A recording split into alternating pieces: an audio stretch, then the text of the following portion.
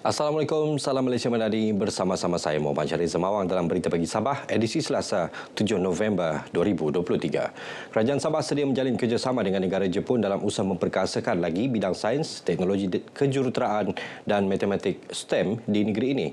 Menteri Sains, Teknologi dan Inovasi Datuk Dr. Muhammad Arifin Muhammad Arif berkata, ini kerana Jepun dikenali sebagai negara berteknologi canggih dalam bidang tersebut. Saya harap kita dapat mencari jalan macam mana untuk menjalin hubungan ini dari sudut pendidikan, dari sudut pertukaran kemahiran dan dari sudut untuk memperkasa STEM di negara kita, khususnya di Sabah. Jelas Datuk Muhammad Arifin, sebelum ini kerajaan negeri juga telah bekerjasama dengan Muzium Sains dan Teknologi Guangxi, China untuk mempamerkan 60 jenis peralatan sains dan teknologi selama 3 tahun secara bergilir-gilir di 6 perpustakaan di Sabah. Beliau ditemui RTM selepas merasmikan pameran seni lukis kanak-kanak Malaysia Jepun 2023 di Perpustakaan Negeri Sabah Cawangan Tambunan. Sebanyak 333 karya seni dipamerkan selama 5 hari di perpustakaan tersebut hasil kerjasama NPO Corporation, May Asaka Center, May Library, Perpustakaan Negeri Sabah dan Jabatan Pendidikan Negeri Sabah. Program ini adalah didasarkan dengan pertukaran lukisan kanak-kanak. Jadi untuk memberi peluang memahami kebudayaan ataupun kehidupan antara dua negara lah. Oh, seronok juga sebab boleh nampak pelbagai jenis lukisan. Ada yang warna-warni, warna yang asli dia dan pelbagai lagi lah. Seronok sebab di Tambunan jarang ada begini. Terlalu nampak online ya. Macam itu macam-macam lukisan. Sebelum ini, pameran seni lukis kanak-kanak Malaysia Jepun pertama kali diadakan pada tahun 2001 di daerah Tuaran. Pejabat Dewan Undangan Negeri Dun Apas menyantuni keluarga pelajar yang kurang berkemampuan menerusi program penyampaian bantuan kepada pelajar untuk meneruskan pengajian. Program berterusan itu bagi mengurangkan beban pelajar yang melanjutkan pengajian di luar daerah Tawau. Adu Napas Datuk Nizam Abu Bakar Titingan berkata aspek pendidikan perlu diberi keutamaan agar dapat merubah kehidupan keluarga ke arah lebih baik. Justru Datuk Nizam mahu pemimpin pembangunan masyarakat Dun Apas mengenal pasti pelajar kurang berkemampuan agar tiada yang tercicir daripada menerima bantuan. Saya rasa inilah pendekatan yang sentiasa saya lakukan. Di samping dapat merapatkan hubungan, saya juga dapat menyampaikan agenda-agenda dan juga mesej-mesej yang dibawa oleh kerajaan yang ada pada hari ini supaya mereka faham dan maklum.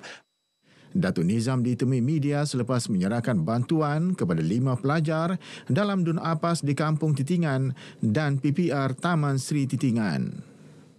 Saya amat-amat berterima kasih pada Datuk yang memberi bantuan pada saya. Saya amat-amat memerlukan bantuan dia. Saya amat-amat besar hati pada Datuk untuk memberi bantuan pada saya. Majlis Malam Sanjungan Kasih sempena Hari Kelahiran Rasmi ke-70 yang di-Pertuan Negeri Tun Dr. Johar Datuk Mahiruddin berlangsung meriah di salah sebuah hotel terkemuka di Ibu Negeri. Majlis bertemakan Malam Arabiah itu turut dihadiri isteri yang di-Pertuan Negeri, Toh Puan Nurlidah Tan Sri RM Jasni dan anak anda mereka yang juga timbalan Speaker Dun Sabah, Datuk Alhambra Tun Johar. Ketibaan Tun Johar dan isteri disambut dengan persembahan kebudayaan disusuli tayangan montaj dan upacara memotong kek. Majlis diserikan lagi dengan penampilan istimewa Tun Johar yang mempersembahkan 7 buah lagu bersama Datuk Alhambra. Persembahan diiringi kumpulan kugiran Lembaga Kebudayaan Negeri Sabah. Warga Istana Sri Kinabalu juga tidak ketinggalan membuat persembahan untuk meraihkan Hari Istimewa yang di-Pertuan Negeri. Hadir sama Menteri Belia dan Sukan, Datuk Elren Angin yang mewakili Ketua Menteri, Datuk Seri Panglima Haji Hajiji Haji Nur serta 400 tetamu jemputan yang lain. Lembaga Kebajikan Perempuan Islam Malaysia LKPIM Labuan terus komited memperluaskan aktiviti keagamaan bagi meningkatkan kefahaman umat Islam terhadap dakwah, solat, kebajikan dan kerohanian. Pengurusinya Rokiah Ibrahim berkata antara program yang digerakkan termasuk aktiviti pemantapan solat bersiri, disiplin dan masa solat konsisten, bacaan Yasin serta marhaban sepanjang masa. Selain itu, turut diadakan aktiviti kebajikan bagi membantu golongan memerlukan seperti asnaf, anak yatim dan ibu tunggal. Kami ingin juga tahu berkenaan dengan Yayasan Al-Johar. Mana tahu nanti kan Al-Johar ada dia punya kebajikan dia itu kan. Jadi mana tahu kami boleh juga untuk bekerjasama dengan Persatuan Al-Johar punya foundation ya. Beliau ditemui RTM selepas mengadakan kunjungan hormat terhadap isteri yang di-Pertuan Negeri, Tuan Nurlida Tan Sri RM Jasni di Istana Sri Kinabalu. Kunjungan bertujuan menyampaikan hasrat LKPIM Labuan untuk menjalin kerjasama rapat dengan Yayasan Nur Jauhar YNJ. Menurut Rokiah, Tuan Nurlida selaku penasihat YNJ memberi maklum balas positif terhadap hasrat tersebut. LKPIM Labuan dianggotai 150 ahli berdaftar setakat ini. Muzium Negeri Sabah terus mendapat sambutan pengunjung dari dalam dan luar negara. Antara yang menjadi tumpuan, pameran sejarah, pameran kebudayaan serta pameran busana dan tekstil etnik tempatan. Para pengunjung termasuk pelancong dari New York, Amerika Syarikat, Australia, Kanada, Filipina dan Singapura mengakui kagum menyaksikan bahan-bahan pameran selain menikmati keindahan alam semula jadi. So far, I think Malaysia is doing a beautiful job. I love the cleanliness of the city. I love the friendliness of the people. And I'm hoping to see more of the local countryside and so forth. I know they're hardworking people and very kind. It's beautiful. Yeah, it really is beautiful. I've never seen anything like it. We do, but nothing as elaborate as this. Yeah. A textile museum, it's just part of it. Very, very nice place. Lots of old culture that you see here, and very good. I want to see more. Yeah.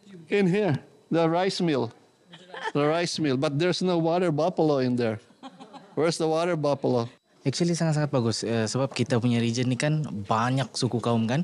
So even though kita sendiri ada yang kita tidak tahu juga.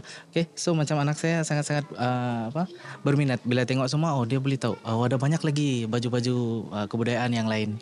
Sebab di sini saya nampak kaum-kaum budaya masyarakatnya dengan kebudayaan pakaian dia sangat-sangatlah kita terpegun dan terpukau lah. Saya rasa itu menjadikan satu elemen untuk kita happy lah.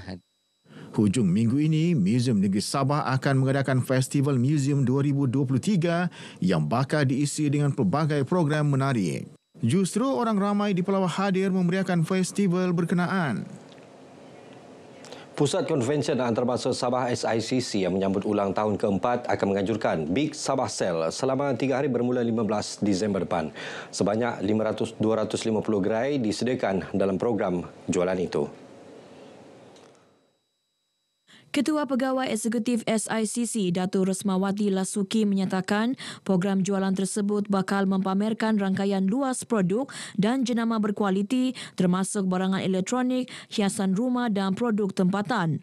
Program itu juga merupakan hub bagi pemilik perniagaan untuk berhubung dan membina rangkaian untuk promosi produk mereka khususnya produk tempatan berkualiti.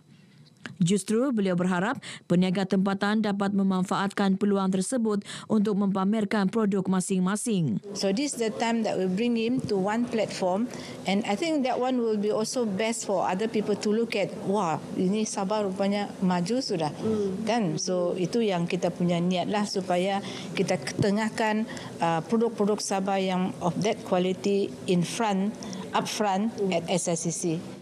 Datuk Rusmawati menjangkakan lebih 5,000 pengunjung sehari termasuk dari luar negeri ke program jualan berkenaan. Sekian paparan berita pagi Sabah kali ini. Menyusul selepas ini, berita pagi Sarawak. Dari sungai hingga ke segara, Palestin pasti merdeka.